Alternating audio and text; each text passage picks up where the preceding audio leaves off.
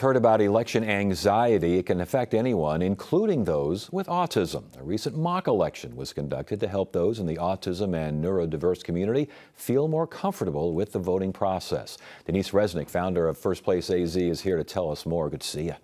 Well, good to see you. And this is actually part of a larger voter registration initiative called Vote the Spectrum. I want to talk about Vote the Spectrum here in a second, but as far as this mock election is concerned, what was that all about? How did it work? It was all about helping the community understand what is available through the Maricopa County Recorder's Office, through Election Office, in terms of how we can make voting more accessible to more people, and also getting more people registered to vote who have autism and a spectrum of disabilities. So give us an example of how it was conducted. Folks that went in, were they shown things? Were they taught? How did it work? Absolutely. Well, we had Secretary Fontes talking about voter registration. We had the elections department from the county having different ways that we could engage people in the process, whether they were hard of hearing, hard of seeing, whether they needed plain language, also English and Spanish. Plain language is good for all of us. And so often we find that when we create things for people with autism and other disabilities,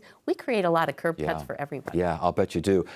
Were there results to the election, or was it just the voting process? It was just the voting process and a truly engagement. The Arizona School of the Arizona Autism Charter School was also very involved. So these first-time voters experiencing what it's like and helping to reduce their anxiety once they're in an election booth. Could you see their anxiety reduced? We saw their high fives and their thrill and their confidence of being able to do something for the very first time. And election officials were there. They were kind of teaching people, moving them right along the way. They were, absolutely, and recognizing that we have a very large population of adults or adolescents with autism transitioning to adulthood. 110,000 will transition to adulthood across the nation this year, and that number is only going up. And we want adults with autism, adults with disabilities to register earlier in life, to reduce that anxiety, to know that disability laws affect them and they can affect those laws. When registering to vote from this community, how difficult is it? I mean, it seems like just the voting process itself, going to a polling place, that is a high information environment. Standing in line, going into a kind of a cramped little thing in Market, that sounds like a lot of stuff going on. Well, there's several accommodations that can be made. And the very first one is we have created a unique URL through the Secretary of State's office where people can easily register to vote for the very first time. And it's not just people with autism and people with disabilities, it's those who care about them. Family members who have a lot of anxiety too, along with educators and physicians and people who care about this community.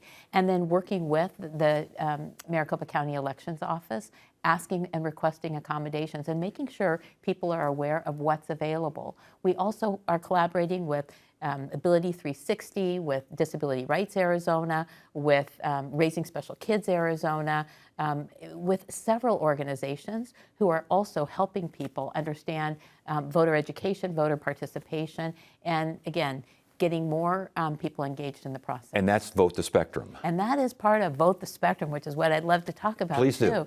in terms of what we're doing as part of our community to register 10,000 people to vote. And it is a community-wide, a statewide initiative.